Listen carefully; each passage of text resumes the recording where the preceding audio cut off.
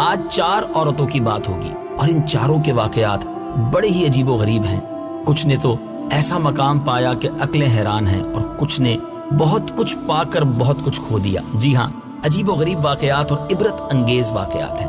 حضرت نوح علیہ السلام کی زوجہ جس کا نام تھا واحلہ، اس کو ایک نبی برحق کی زوجیت کا شرف حاصل ہوا۔ حضرت نوح علیہ السلام کی وہ زوجہ تھی اور برسوں سے اللہ عز و جل کے نبی کی صحبت سے سرفراز رہی، مگر اس کی بد نصیبی قابل عبرت ہے کہ اس کو ایمان نصیب نہیں ہوا، بلکہ حضرت نوح علیہ السلام کی دشمنی اور توہین اور بے ادبی کے سبب سے بے ایمان ہو کر مر گئی اور جہنم میں داخل ہوئی۔ یہ ہمیشہ اپنی قوم میں جھوٹا پروپیگنڈا کرتی رہی کہ حضرت نوح علیہ السلام مجنون اور پاگل ہیں، لہٰذا ان کی کوئی بات نہ مانو۔ ذرا غور کریں، نبی کی بیوی ہیں مگر ایمان نہ ملا۔ دوسری عورت واعلہ، یہ حضرت لوط علیہ السلام کی بیوی تھی۔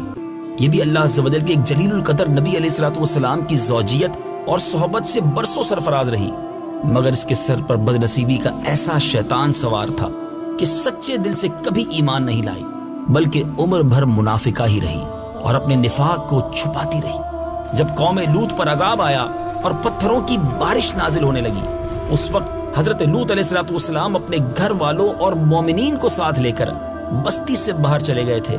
واعلہ بھی آپ کے ساتھ تھی۔ آپ نے فرما دیا تھا کہ کوئی شخص بستی کی طرف نہ دیکھے ورنہ وہ بھی عذاب میں گرفتار ہو جائے گا۔ چنانچہ آپ کے ساتھ والوں میں سے کسی نے بھی بستی کی طرف نہیں دیکھا اور سب عذاب سے محفوظ رہے، لیکن واعلہ چونکہ منافق تھی، اس نے بستی کی طرف دیکھ لیا تھا اور شہر کو الٹ پلٹ ہوتے ہوئے دیکھ کر چلانے لگی، ہائے رے میری قوم۔ یہ زبان سے نکلنے ہی کی دیر تھی کہ ایک عذاب کا پتھر اس کو بھی لگا اور یہ بھی ہلاک ہو کر جہنم رسید ہو گئی۔ اے میرے میٹھے اسلامی بھائیوں، 2 انبیاء کی ازواج، 2 نبیوں کی بیویوں کے بارے میں آپ نے سنا، ایمان نہ ملا کیونکہ نبیوں ہی کی بے ادبی کی، انہی کے ساتھ جس کو کہیں کہ بے وفائی کی۔ اب 2 اور عجیب واقعات سنتے ہیں۔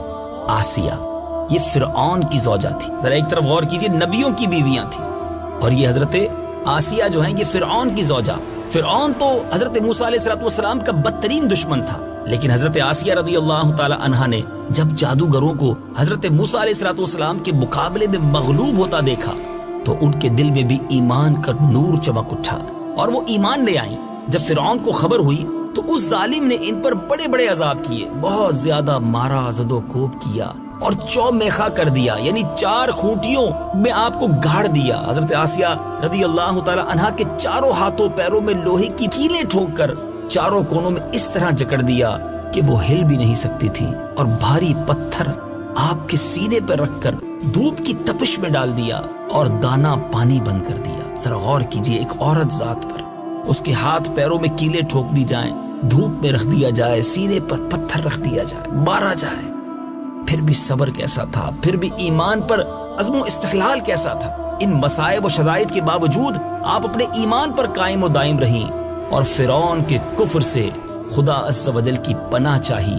اے میرے میٹھے اسلامی بھائیوں، آپ اللہ عز و جل سے جنت کی دعائیں مانگتی رہتی اور اسی حالت میں ان کا خاتمہ بالخیر ہو گیا اور وہ جنت میں داخل بھی ہو گئیں۔ اور ابن کیسان کا قول ہے کہ وہ زندہ ہی اٹھا کر جنت میں پہنچا دی گئی۔ سبحان اللہ، سبحان اللہ۔ ذرا غور کیجئے، اللہ کی قدرت کے کیسے نظارے ہیں۔ نبیوں کا ساتھ ہو، ایمان انہیں بھی نہیں ملتا جن کے نصیب میں ایمان نہیں ہوتا۔ اس میں معاذ اللہ انبیاء کی صحبت کا اثر نہیں۔ یہ میرے میٹھے اسلامی بھائیوں، بارش دیکھیں نا، بارش آسمان سے برسے، اگر زمین نرم ہو تو کھیت اور کھلیان کھل اٹھتے ہیں، مہکے پھول اٹھتے ہیں، لیکن اگر زمین ہی گندگی والی ہو تو بارش برستی ہے تو وہ کیچڑ بن جایا کرتی ہے۔ اس میں بارش کا قصور نہیں ہوتا، انبیاء کا فیضان تو جاری ہے، مگر نبی پاک علیہ السلام پر جب ایمان لائے، محبت کی نگاہ سے میرے آقا کی زیارت کی تو ابو بکر صدیق رضی اللہ تعالیٰ عنہ بن گئے۔ نبی پاک کو دیکھا مگر نفاق کی نگاہوں سے دیکھا، کفر کی نگاہوں سے دیکھا تو رشتہ دار ہونے کے باوجود ابو جہل بن گیا۔ تو اے میرے میٹھے اسلامی بھائیوں، اس میں ہمارے لیے بڑا درس ہے کہ ہمیں اپنی نسبتوں پر یقیناً ناز ہونا چاہیے، مگر اس پر مطمئن نہیں ہو جانا چاہیے۔ ہمیں اللہ اور اس کے رسول سے اپنے ایمان کی حفاظت کی دعائیں بھی کرنی چاہیے، التجائیں بھی کرنی چاہیے، اور سرکار علیہ السلام سے سچی محبت ہمارے ایمان کا تقاضا بھی ہے۔ اب چوتھی خاتون حضرت مریم بنت عمران رضی اللہ تعالی عنہا، یہ حضرت عیسیٰ علیہ السلام کی والدہ ہیں۔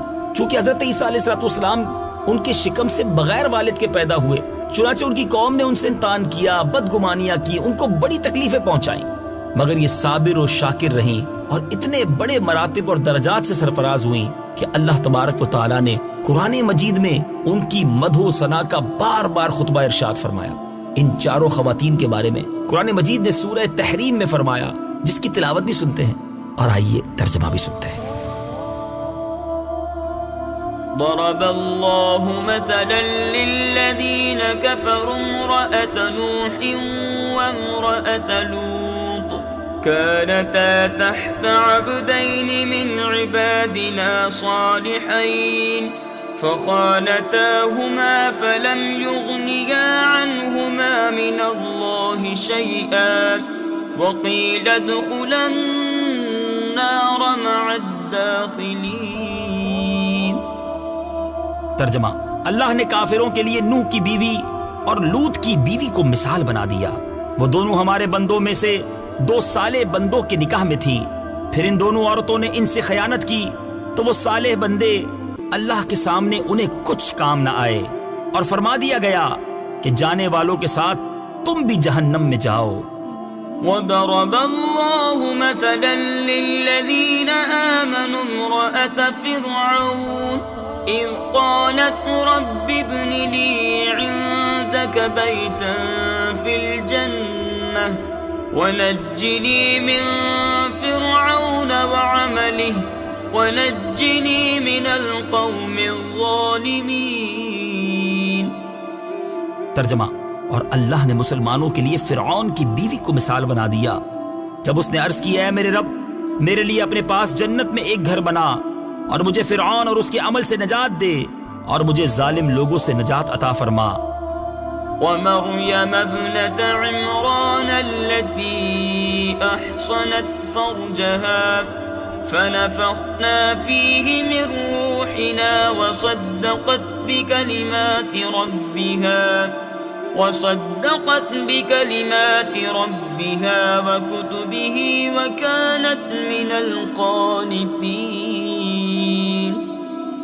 ترجمہ: اور عمران کی بیٹی مریم کو مثال بنا دیا جس نے اپنی پارسائی کے مقام کی حفاظت کی تو ہم نے اس میں اپنی طرف کی روح پھونکی اور اس نے اپنے رب کی باتوں اور اس کی کتابوں کی تصدیق کی اور وہ فرما برداروں میں سے تھی۔